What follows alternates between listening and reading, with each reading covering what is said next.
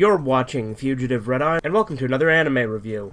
Today I'll be reviewing the 2014 through 2016 series TerraFormars. Now, TerraFormars has 2 seasons and also some OVAs, although I have not seen the OVAs. I've seen the first 2 seasons, and it's likely not going to get a Season 3. Because although the first season was pretty well received, most people didn't like the second season. I'll get into my thoughts on both seasons as I'm going on. But quick summary of what TerraFormars is about, and there's a lot of plot, so stay with me here. But TerraFormars takes place in the far future, where 500 years before the series began, humanity sent a bunch of cockroaches to Mars to help terraform it. Now, keep that on the back burner, because that is important, but at the current time that the series takes place, there's this virus called the Alien Engine virus that's killing off people. And in order to combat that virus, apparently the cockroaches have evolved a sort of immunity to it. Because the cockroaches have now evolved into these buff JoJo character-looking motherfuckers that are these big, ripped muscle men, right? And in order to gather the samples of the virus from the cockroaches, they're sending a crew to Mars to go and gather samples. But this crew is not just ordinary people. They're people that have been augmented with these abilities from animals. They're not the first crew to have been sent up that have animal abilities, but they do have more abilities than the previous crews. The mission prior to this was called Bugs 2, where the crew only had abilities based on that of bugs.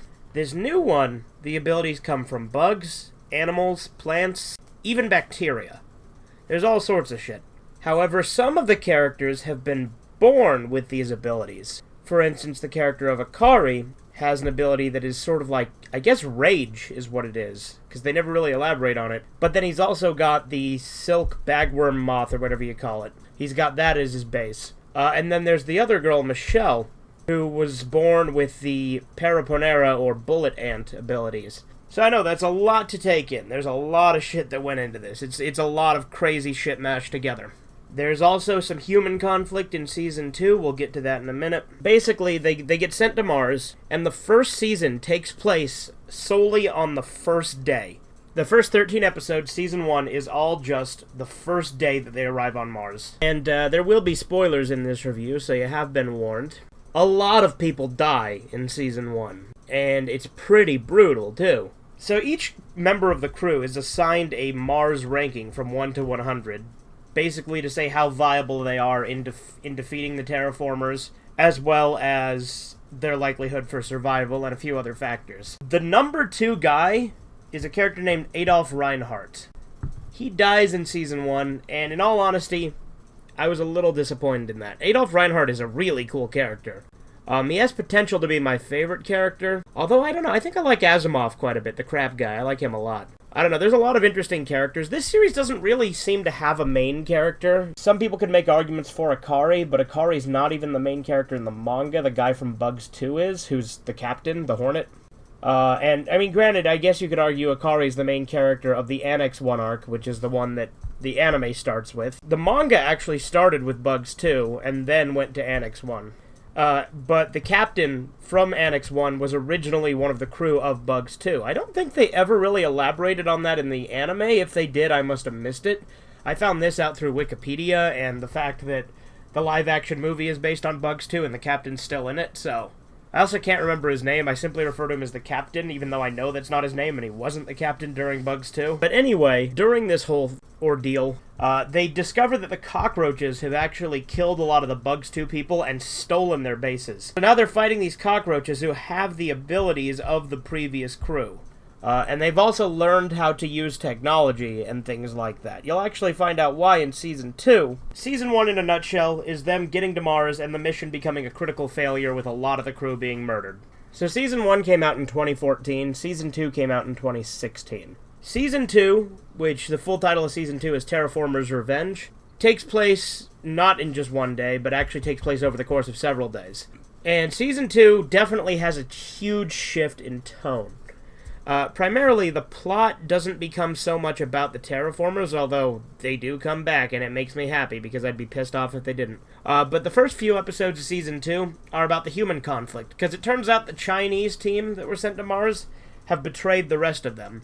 and were going to take the virus samples for themselves and just kind of fuck everyone else over. So they actually got a lot of the other squads killed. There was also originally a covert alliance between the Chinese team and the Russian team, but the Russian team betrays that alliance when they see that the Chinese team have gone too far. Originally, the Chinese team wanted to take Akari and Michelle, who are the two that were born with their bases, and basically study them for their own benefit. Season 2 definitely isn't as good as Season 1. I think that there's a lot of problems with Tonal Shift, because Season 1, at its core, was kind of a horror series. It was very horrific with the people getting ripped apart by these intimidating cockroaches. Season 2 feels a lot more like action. And they added in some weird comedic shit in Season 2, where they'd have someone's face pop up in a little speech bubble and be kind of, like, comedic and dumb. I didn't really like that. I feel like they did it less and less as Season 2 went on, so I was okay with it. Not to mention, although the TerraFormars were pushed to the side for the first few episodes of Season 2, they definitely come back with a fucking vengeance. That's very good, because if they had completely, just forgotten about the TerraFormars, that would have been awful. But the fact that the TerraFormars come back definitely makes up for it. In fact, I think the TerraFormars are cooler in Season 2. I think they were more scary in Season 1, but there's a lot more cool varieties in Season 2. So, that said, Season 2 definitely isn't as good as Season 1, but I don't honestly think the hate for it is warranted. I think Season 2 is still very entertaining. I liked it quite a bit. The TerraFormars themselves coming back in Season 2 was a great episode. I think it was the third or fourth episode of Season 2 where they come back and there's just this fucking huge swarm of them. And they're led by this, dragonfly guy. Because, Season 2, the TerraFormers have, different, bosses within the TerraFormars. Because they had, one leader in Season 1. But Season 2 has a leader, and then he has, a few different, generals, if you want to call that, under him. And, they're all pretty interesting. But, there's a lot of good characters in the show. KG, Adolf, and Asimov were all really cool. Alexander's death was really cool, so I think that sets him apart as one of the better characters, too. I think his death was fucking awesome. I also think Adolf's death was badass. So even though I was upset that they killed off Adolf in the first season, and Adolf had a Mars ranking of 2, by the way. He was the second strongest person on Mars. Even though Adolf was the second strongest, he got killed. But even though they killed him off, I think his death was one of the most badass standoffs in the series. Another thing about Season 2 is I think Season 2 has the best opening the series has had. So Season 2 has 2 openings. There's the original one, which I honestly don't remember the name of, and then there's the second one, which is called Planet the Hell. That one kicks fucking ass. That is obviously the best opening in the series. And I think Season 2 definitely doesn't deserve the hate it gets. I think it gives you an inside look at some of the stuff behind the TerraFormars, lore-wise. How they got to be so smart, how they get the human technology, and you get a look at the Chinese team and what happened to them, and you find out what happened to the European team, led by Joe. And Joe's pretty fucking cool. Joe's the number 1. His base is literally human, because he's just, the peak of humanity.